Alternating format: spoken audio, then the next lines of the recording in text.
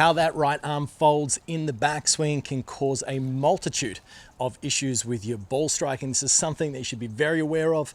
Learn what to do, what not to do. If you're interested, stay tuned. This video could really help. Let's get stuck in.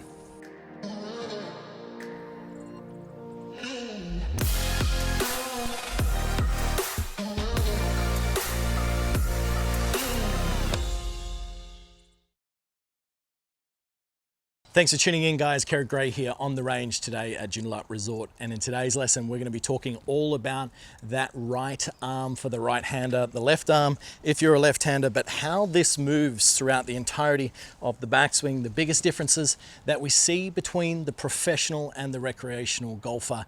It can really lead to a slew of ball striking errors. So it's something that you could be aware of, you could analyze, you could film yourself to get a better understanding of exactly what you as an individual need to do with that right arm as you take the golf club away to ensure that you're giving yourself the best chance of hitting that golf ball in a repeatable fashion.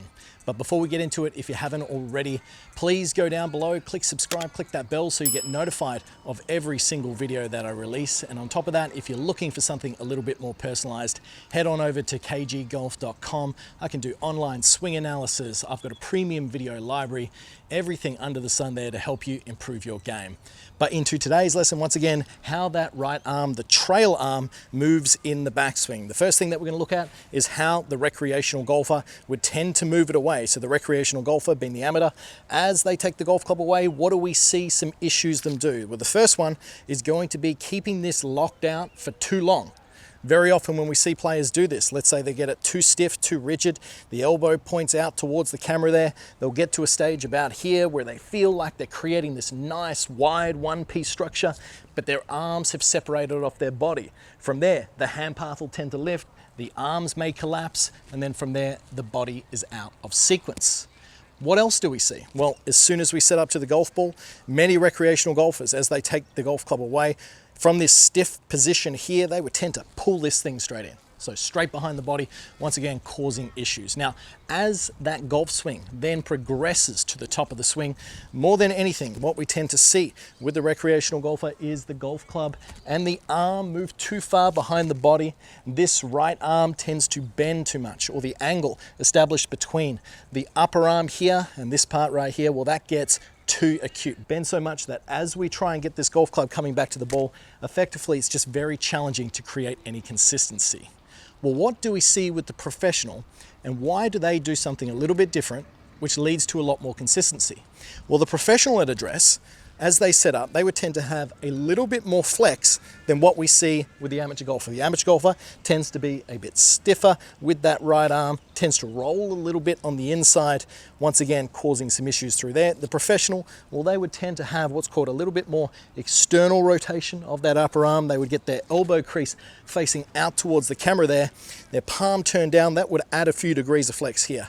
Now, as you take the golf club away, the professional would tend to have a very gradual flexing of that trail arm all the way to the top of the swing, in which we would tend to see a 90-degree angle formed at the max at the top of the swing. The recreational golfer, once again, too much flex, overbending, causing issues. So why is this important? Why is this 90-degree angle so crucial to encourage good ball striking?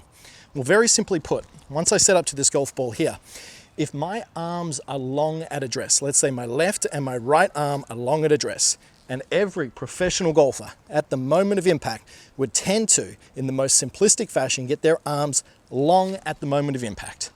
Well, the longer that we keep them throughout the swing, the more likely we're going to get that solid impact position. So for example, if I set up and I bend and pull my arms around my body, and then as I come back into impact, my arms have to then get all the way back to that long position so we can get a reasonable strike. And that just simply requires way too many compensations to produce a reasonable result. So the professional golfer, once again, a few degrees of flex in this back arm at address, then as they swing back, they would tend to gradually flex it all the way to the top, in which we would see this 90 degrees. And then as they then work down towards the golf ball, this right arm would tend to start to lose that flex all the way into the moment of impact, where there'd still be a few degrees. That would give us this really strong structured position that you see with the best players in the world. But a lot of this can start from address. Very often we see a lack of connection and the proper pressure points in regards to how an amateur golfer sets up to encourage this movement to happen naturally. So what is a pressure point? Pressure point is effectively, let's say, the connection between the upper arm and the body in terms of what we're talking about today. And when we see that this back arm for the recreational golfer gets rolled off and too tight and too tense at address, well, essentially we lose any sort of connection or pressure underneath those armpits throughout the motion, and then the arms tend to fold and move as compensations to try and get that golf club consistently back to the ball. The professional, well, they would keep this nice and connected with the upper arms, and they would have great control over the movement of that club as it swings back to the top of the swing. So getting into the structured position really encourage just more of a repeatable action at the moment of impact. And of course, that's what we're looking for when it comes to improving your ball striking. So how do we get into this address position to ensure we're not too stiff, too tense, to encourage that golf club to move in a more proficient manner? Well, if I set up to the golf ball here, there's a great drill that we can do. It's called a reverse hand backswing drill. Effectively, what you do is you get your top hand, you place it below your right hand, so the opposite grip to what you would normally take. And then as you take the golf club back, what this is going to encourage you to do, it's going to encourage what's called some external rotation of this right arm. Now, if I'm a player who sets up to it and I get very stiff, I'm going to tend to have my elbow facing the camera for too long. If I flip that around and do the opposite, I get my left hand below my right and I begin to swing back. This really encourages this right arm to feel like it moves underneath ourselves into this position. And then as I continue to turn, we'll tend to find that your body will max out with a certain degree of flex of that back arm. And this is crucial because as I get into this position, that there tends to keep my arms in front of my body. That's something that we see with the professional golfer.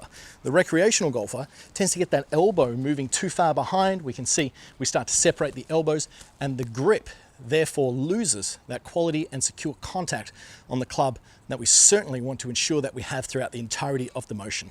So this reverse grip drill from the setup, as we swing back, ensuring that those arms are staying intact there, then we can simply just switch those around and then get the feeling of what it would be like to have those arms and those elbows staying nice and close together throughout the entirety of the swing.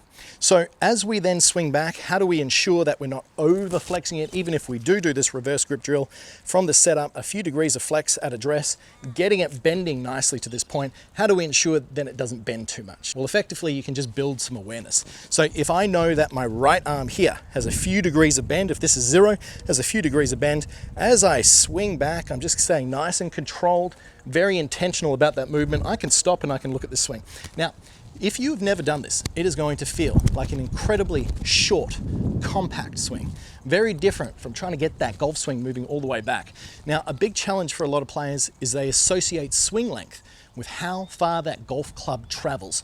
But if you think about it in terms of power, I can get this golf club traveling a huge distance on the way back, but in reality, I haven't really turned my shoulders. And what we want to use as a reference for creating power and speed in the golf swing is not necessarily how far this travels, because we might be able to get that all the way back, but we're not going to be able to create proficient speed on the way down. It's more about body rotation. We need to get these shoulders turning all the way back 90 degrees. Now, this is not relative to flexibility or mobility. You can just simply turn your lower body if you do struggle to create that nice big turn. But then from there, as soon as we get that 90-degree shoulder turn, the rest of this arm overrun as such, the more that we get these elbows bending and separating and moving behind us, just increases our inconsistency at the moment of impact. So these two great exercises, this reversed hand drill, where we set up, we put the left hand low, we swing back, we feel that this is staying more in front and it hasn't overflexed, then we shift back into our normal grip and then simply just follow through as a result. We can start to feel that that feels wildly different, especially if you're a player who's got that tuck behind. So if you're struggling with control, your arms are shortening throughout the motion, I want you to try this exercise out. I like to get that feeling a couple of times before I get into this position. I myself, when I was growing up and playing a lot of junior and amateur golf, I had a huge issue with this arm moving behind me. So this drill just gives me some great awareness of what it's like. And then as I go and hit a normal shot, I'm just trying to recreate that feeling. Well, that feels exactly the same as it was in that section. So let's put one together. Let's hit one down there and see how it feels.